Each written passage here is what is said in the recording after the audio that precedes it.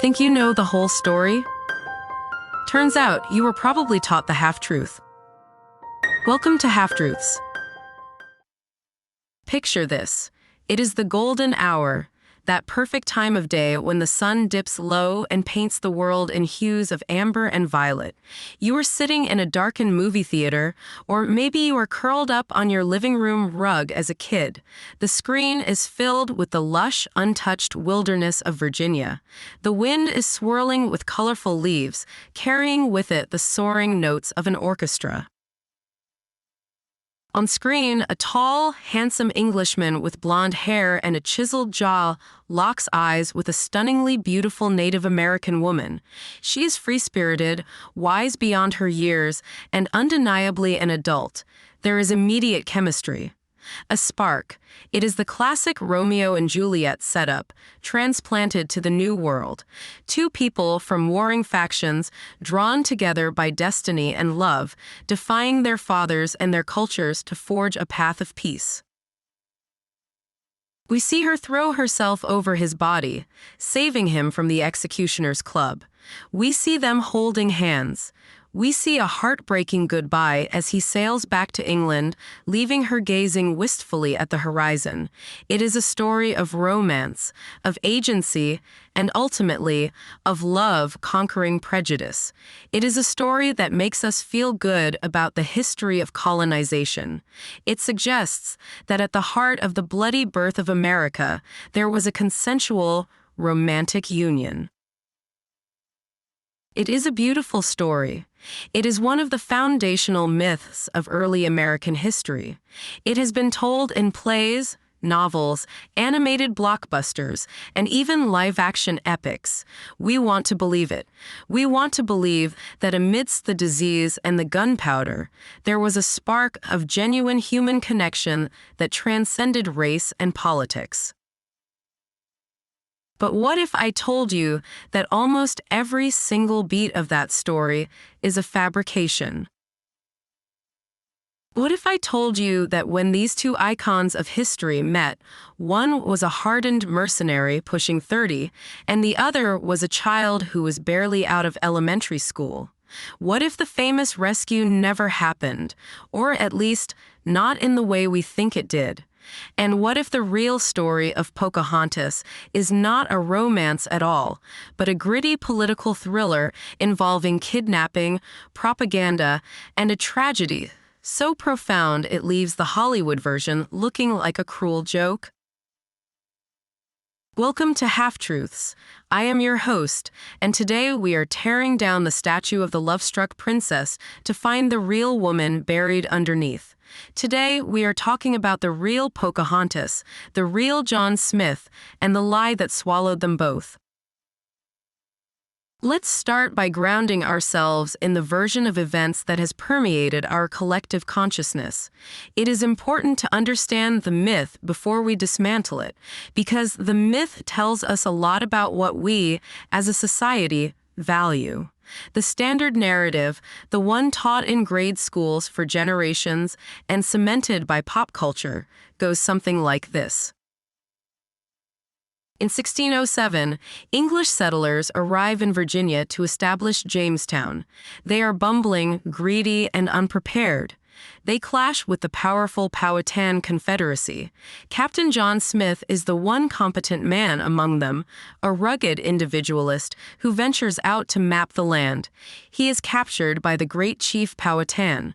Just as the warriors raise their clubs to bash Smith's brains out, the chief's favorite daughter, Pocahontas, rushes forward. She cradles Smith's head in her arms, shielding him. Her father, moved by this display of love and mercy, spares Smith. This act creates a bond between the settlers and the natives. Pocahontas and Smith fall in love, or at least form a deep soulmate connection. She brings food to the starving colonists. She learns English. She becomes a bridge. Eventually, she marries an Englishman, goes to London, is celebrated as a princess, and the two cultures coexist in a fragile peace thanks to her influence. It is a tidy narrative. It has a beginning, a middle, and an end. It has heroes and villains. but mostly it has a purpose. It serves to soften the brutal reality of the English invasion of Virginia by centering a romance, even an unconsummated one. We humanize the conflict. It makes the indigenous people complicit in their own colonization through the vehicle of love. If the chief's daughter loved the Englishman, then surely the English presence wasn't all bad, right? But now I want you to take that mental image of the tall, statuesque woman and the dashing captain and scratch the record. Stop the music. Let's look at the dates. Let's look at the documents. Let's look at the biology. The year is 1607. John Smith is 27 or 28 years old. He is not a bright-eyed explorer.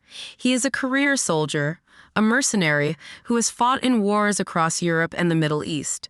He has killed men. He has been enslaved and escaped. He is rough, ambitious, short-tempered, and stocky.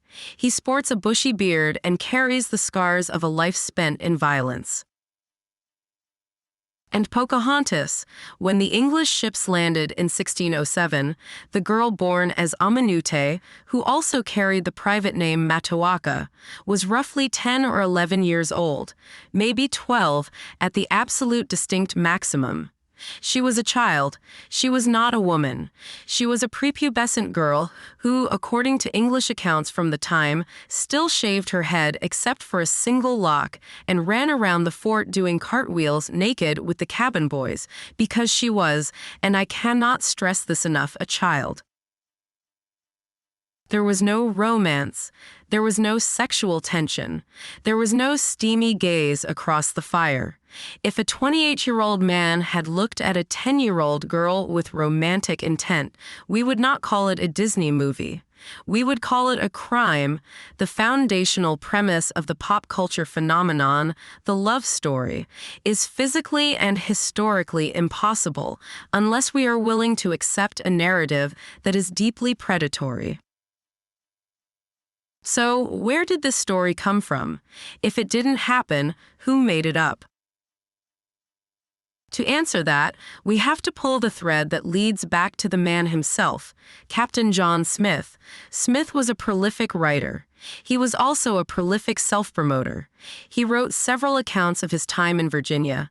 The first account, a letter written in 1608 shortly after the events took place, details his capture by Powhatan. He describes the feast. He describes the conversation. He describes being released. Do you know what he doesn't describe? He doesn't describe a rescue. He doesn't mention Pocahontas throwing herself on him. He doesn't mention execution clubs. In his initial report, the interaction is tense but diplomatic. He is treated like a guest, albeit a captive one, and then sent on his way. It wasn't until 1624, 17 years later, that Smith published his magnum opus, The General History of Virginia, New England, and the Summer Isles. By 1624, a lot had changed. Pocahontas was dead. Chief Powhatan was dead. The peace had fractured. And John Smith was an aging adventurer in London who needed money and relevance. Suddenly, in this new book, the story changes. Now, the capture scene includes the dramatic execution order. Now, the young princess intervenes.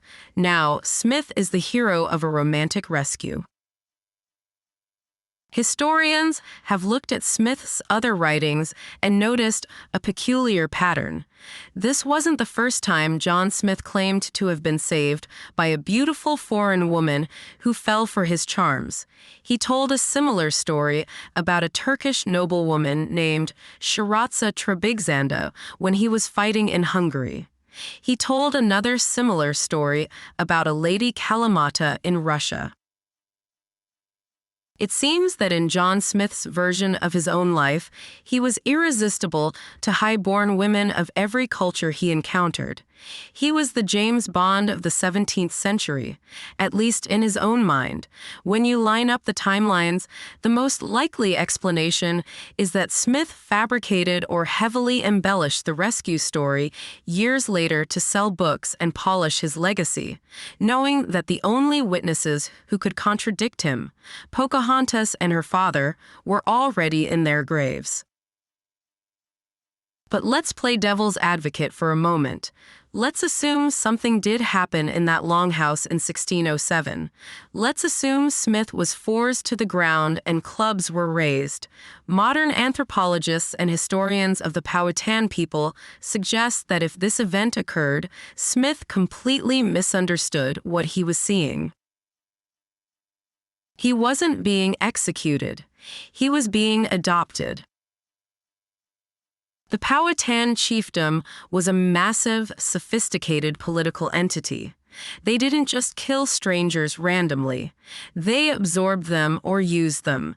The ritual of killing the old self to be reborn as a member of the tribe was a common practice. It is highly probable that Smith was undergoing a ritual adoption to make him a subject of Chief Powhatan, a Wirrawance, or a subordinate chief. Pocahontas, as the chief's daughter, would have played a ceremonial role in this ritual, acting as the agent of his rebirth. Smith, viewing everything through the lens of a terrified Englishman who expected savagery, saw a murder attempt. The Powhatans saw a naturalization ceremony. Smith thought he was being saved because he was special. In reality, he was being politically neutralized and brought into the fold. He just didn't get the joke. So, if the romance is a lie, and the rescue is likely a misunderstanding or a fabrication, what is the real story? What happened to the 10-year-old girl named Matoaka? The real story is not about love. It is about diplomacy, exploitation, and the crushing weight of geopolitics on a young woman's shoulders. Matoaka, whom the world knows as Pocahontas, a nickname meaning the playful one or ill-behaved child, was indeed a favorite of her father, the Wahun Seneca, the paramount chief. She was bright, curious, and spirited. In the early days of Jamestown, she did visit the fort. She often came with envoys to negotiate the release of prisoners or to bring food. She was a child diplomat. Her father used her as a symbol of peace because the English were less likely to shoot at a group of warriors if a young girl was leading them. It wasn't romance, it was human shielding combined with embassy work. She got to know Smith during these visits. They likely taught each other words. Smith wrote down a list of Powhatan vocabulary. It's charming to imagine them sitting on a log trading words, but the dynamic was that of a curious child and a strange, hairy foreigner who had interesting metal tools. But the relationship between the settlers and the Powhatan Confederacy deteriorated rapidly. The English were starving, desperate, and demanding. They stopped asking for food and started stealing it. Violence erupted. The visits stopped. Pocahontas grew up. By 1613, Pocahontas was around 16 or 17 years old. She was arguably a married woman by then, likely to a warrior named Kocoum, and possibly had a child. But the English didn't care about her domestic life. They cared about leverage. Captain Samuel Argall, an English privateer, learned that Pocahontas was visiting a neighboring village, the Patawamek. He hatched a plan. He bribed the local chief to betray her. They lured her onto an English ship under the pretense of a social visit or a tour. Once she was on board, they refused to let her leave. This is the part the movies usually skip. Pocahontas wasn't a love-struck wanderer who chose the English life. She was a hostage. She was kidnapped. The English held her for a year. They demanded a ransom from her father, the return of English prisoners, stolen tools, and corn. Chief Powhatan returned the prisoners and the tools, but the negotiations stalled over the guns and the corn.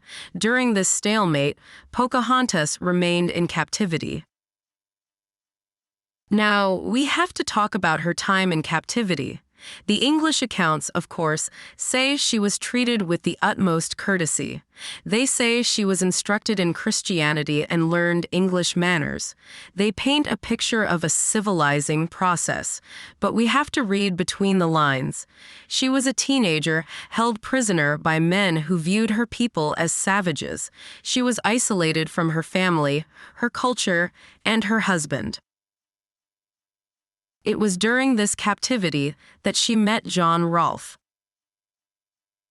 Rolfe is often the footnote in the Pocahontas story, the other guy, but in reality he is the central figure of her adult life. Rolfe was a pious, ambitious tobacco farmer. He is the man responsible for the tobacco strain that would eventually make Virginia economically viable and consequently drive the demand for land and enslaved labor. Rolfe fell in love with Pocahontas, or at least he fell into a deep obsession with her. We have a letter he wrote to the governor asking for permission to marry her. It is a tortured, bizarre document. He writes about his passions and the struggle between his duty to God and his desire for this unbelieving creature. He frames the marriage not as a pursuit of happiness, but as a noble sacrifice to save her soul and convert her to Christianity. And what about Pocahontas? Did she love him? We don't have her letters. We don't have her diary. We only have the silence of history. Some historians argue she fell in love. Others argue she was a pragmatist. She saw that her father wasn't coming for her. She saw that the English weren't going away. Marrying Rolfe was a way to secure her safety, improve her status, and forge the alliance her father had failed to secure with guns. It was a diplomatic maneuver. She converted to Christianity. She was baptized and given the name Rebecca. In 1614, she married John Rolfe. This marriage did bring peace. It was known as the Peace of Pocahontas. For a few years, the raids stopped. The trade flowed. It looked like the experiment had worked. But for Rebecca Rolfe, the journey was just beginning, and it was leading her away from everything she had ever known. In 1616, the Virginia Company, the investors backing Jamestown, needed a marketing win. They were bleeding money. The public in London thought Virginia was a death trap, which, to be fair, it was. They needed to show that the colony was safe, that the natives could be civilized, and that investment was sound. So, they decided to bring Pocahontas to England. She was packed onto a ship with her husband and their young son, Thomas. They brought along a retinue of other Powhatan people. They were essentially a traveling exhibit. When they arrived in London, Lady Rebecca was the talk of the town. Imagine the culture shock. She went from the forests of the Tidewater to the smog-choked, crowded, noisy streets of 17th century London. She was paraded at balls and banquets. She met King James I. She was dressed in stiff English corsets and high collars, her dark features framed by the rigid fashion of the Jacobean court. Portraits from this time show her looking somber, regal, and deeply unhappy. Her skin is lightened in the paintings to make her more palatable to English sensibilities. She holds an ostrich feather fan, a symbol of royalty. She was playing a role. She was the civilized savage, living proof that the English project was righteous. And then, the reunion happened. John Smith was in London. He heard she was there. He wrote a letter to Queen Anne praising Pocahontas, finally crediting her with saving his life and the colony. This is likely when he solidified the rescue story, when it was politically advantageous to be associated with the celebrity of the moment. He went to visit her in Brentford. The account of this meeting is one of the most revealing moments in her entire life, and it shatters the romance myth completely. When Pocahontas saw John Smith, she didn't run into his arms. She didn't swoon. She didn't recount the colors of the wind. She looked at him, turned her back, and covered her face. She refused to speak to him for hours. When she finally did speak, her words were biting.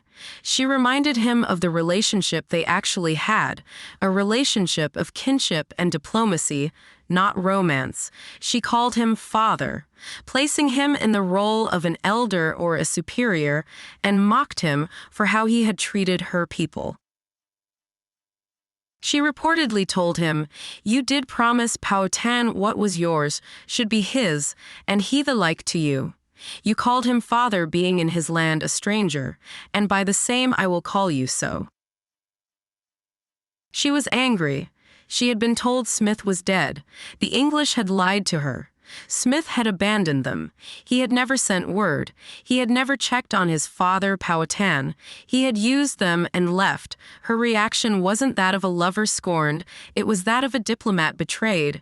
She saw through him. She saw the hustle. The tragedy of Pocahontas reaches its climax shortly after. In 1617, the Rolfe family prepared to return to Virginia. They boarded a ship sailing down the Thames, but Pocahontas never saw her home again. At Gravesend, just before they reached the open sea, she fell violently ill. It might have been smallpox.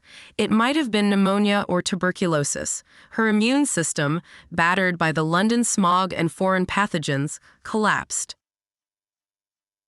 She was taken ashore, and there, in a strange town, thousands of miles from the rivers where she learned to swim, surrounded by people speaking a tongue that was not her own, Matawaka died. She was roughly 21 years old. Her last reported words, according to her husband, were, "All must die, but 'tis enough that her child liveth." Even in death, her voice comes to us filtered through the man who owned her, framed by his religious stoicism. We never get to hear her rage. We never get to hear her grief. She was buried in the chancel of St. George's Church in Gravesend. The church burned down in 1727, and her grave was lost. Today, there is a statue of her there, but her actual bones are missing, mingled with the earth of the empire that consumed her. John Rolfe left her there and went back to Virginia to grow more tobacco. Her son, Thomas, was left in England to be raised by relatives and didn't return to Virginia until he was an adult. The peace she had secured died with her.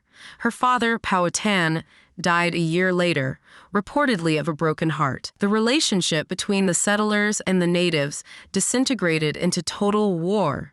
The Powhatan people were systematically pushed off their land, decimated by disease and conflict. The world she had tried to bridge fell apart. So, why does the myth persist? Why do we cling to the image of the woman in the buckskin dress saving the handsome captain? We cling to it because the truth is unbearable.